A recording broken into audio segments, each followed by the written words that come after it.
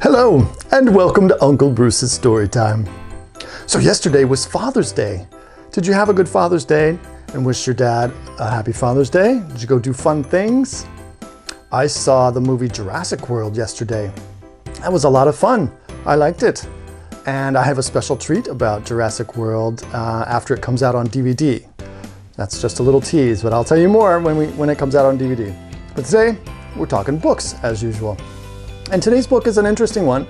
I'll show it to you now. It's called Clarence and the Spoon by Jeff Nitzberg. And the interesting thing about this is I learned about this book on the website Kickstarter. Do you know Kickstarter? It's a site where people can put their projects up and try to get funding for them. So it's a crowdfunding website, and this was one of the projects. And Jeff Nitzberg wanted to produce this book. He'd written it and needed to get it published, and so there were a lot of people that helped get that done to get the funding for that. And after the project was complete and he got it all published and everything, I got a copy. So here it is. And so this is his first book, and it's a good one. There's some rhyming in there which I like. And he not only wrote it, but did the art for it. And the art is very cool, and there's a lot going on, a lot to see. So I hope you enjoy this one. Let's check it out, all right? I'm Uncle Bruce, and it's story time. Clarence and the Spoon by Jeff Nitzberg. "Pick up that spoon!" shrieked Clarence's mother for the 14th time. But on the 14th time, Clarence couldn't hear her, for he had submerged his head completely into his bowl of soup. Like a deep-sea diver might, Clarence noted how the carrots floated by his eyes, the green beans being tangled in the noodles, tangled past the tomato chunks, and in turn, the spices and the pieces of potato whirled through the thick protoplasm of the botanical broth. Suddenly, Clarence's head was thrust back into the atmosphere of the kitchen, due to his mother, who fished him frantically out of the soup as if he were some precious stone that had tumbled into a toilet. "Clarence," his mother moaned, "why do you insist on making a mockery of table manners?" "Mockery?" Clarence confusedly questioned. "Dearest mother, I do not intend to make a mockery. Clearly, I merely find no need for spoons." "No need for spoons?" his mother screeched in surprise. "How else, then, is one supposed to eat soup?" "Simple," Clarence replied plainly. "Hands!" he exclaimed. "The most wondrous of all grabbing devices, capable of a gentle petting or a soft caress, as well as a grab and a snatch, and a poke and a pick and a pat and a clap. No spoon, no matter how subtle its shape, can cuddle with a teddy bear or untangle tightly tied hair and shoelaces. Only these dainty digits, numbering 10, can we hang from and swing, hold tools to write, and make instruments sing. And so they can scoop, as you say, soup for the sipping or gulping of. Can a spoon do all that, mother my love?" Clarence's mother, hands planted firmly upon her hips, gave Clarence a stare that could make the hair on a pear stand straight up.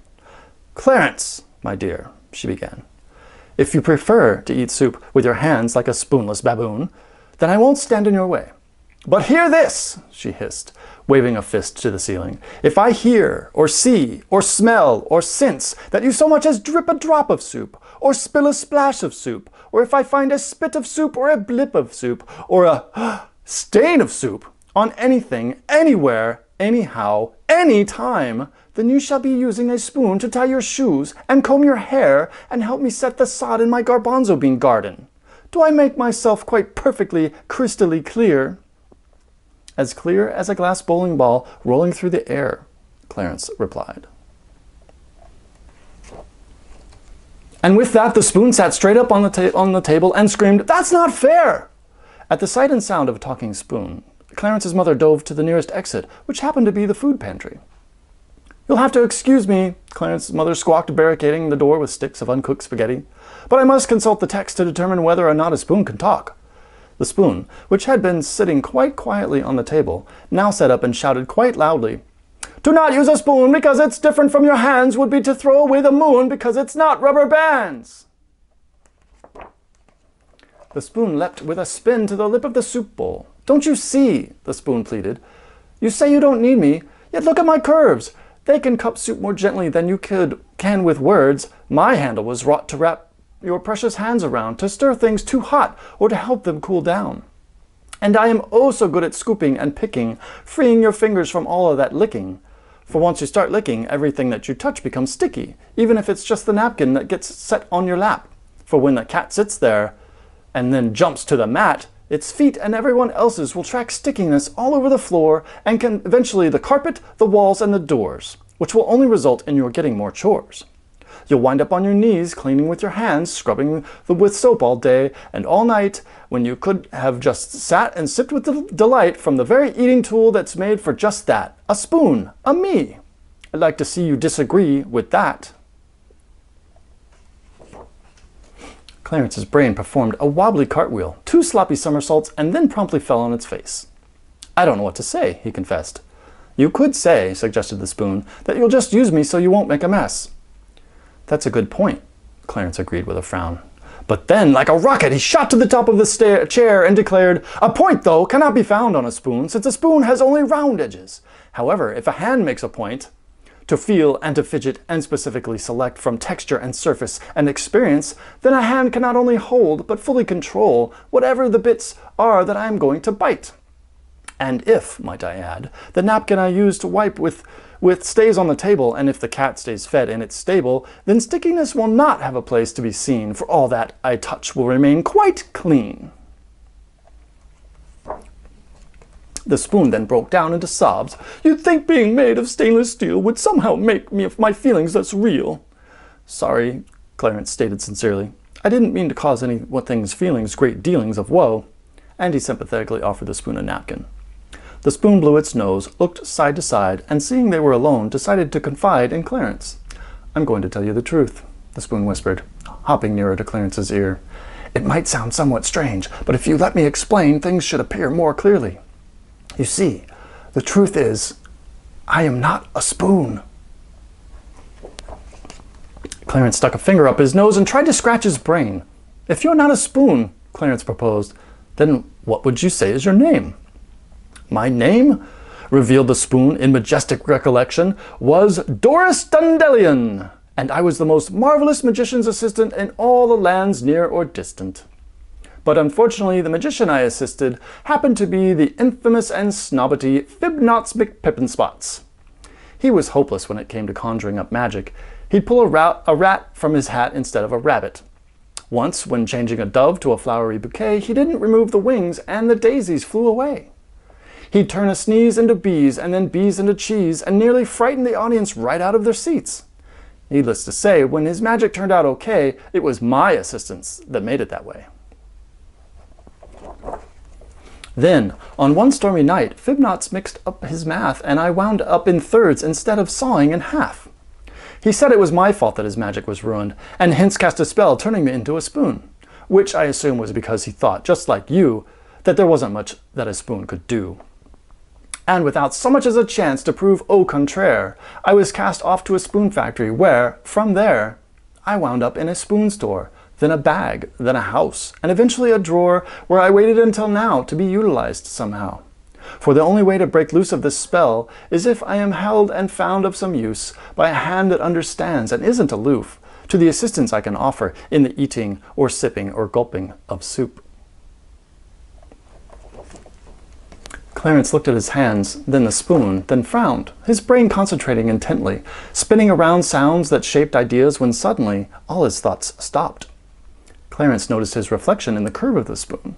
Staring with awe, he took hold of the utensil and gently drew it in closer. He smiled with a giggle at the domy distortion of his face, the enormity of his nose, the appearance that his ears nearly disappeared behind his head. To the spoon in his hand, he exclaimed, "I think I understand!"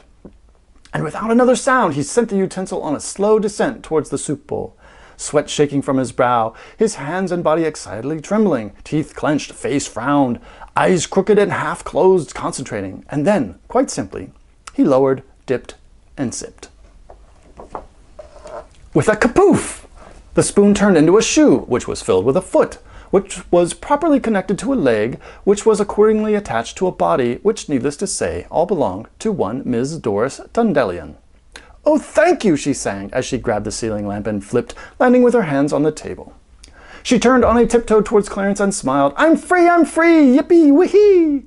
I can once again spin and assist and sing and bring magic and joy to everything.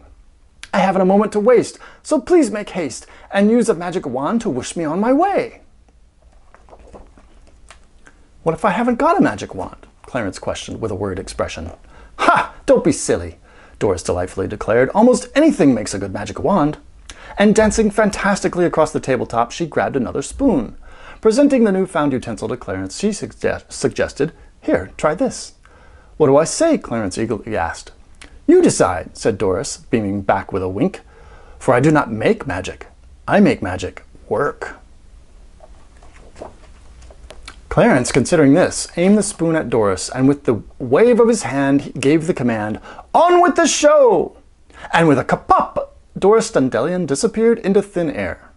Clarence now sat silently and still and stared at the new spoon in his hand with wonder. A smile grew on his face, and into the soup bowl, like an adventurer might, he dashingly dove his spoon, swirling it daringly through perilous various vegetables. Dodging and digging until he swooped and scooped the most promising poop of savory soup, and raising the riches toward his lips moments before he could take a sip. His mother burst from the pantry. "It's a fact!" she yelled, covered in cereal and spaghetti. "A spoon cannot talk!"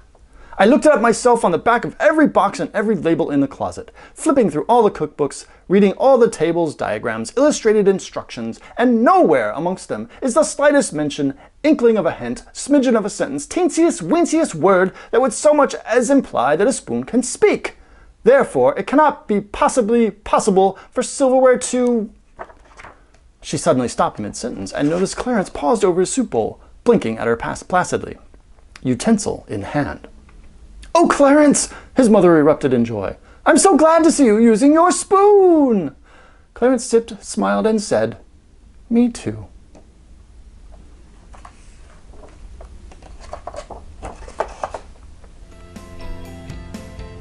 The end.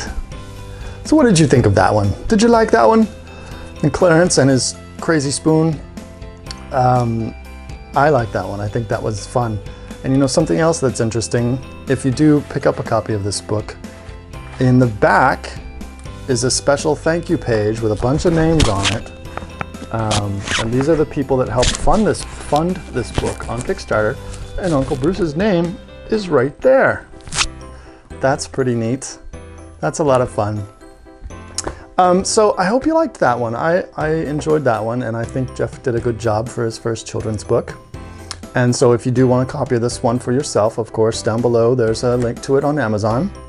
And of course, links to follow me, and you could hit the thumbs up if you like the video, because that's always helpful and appreciated.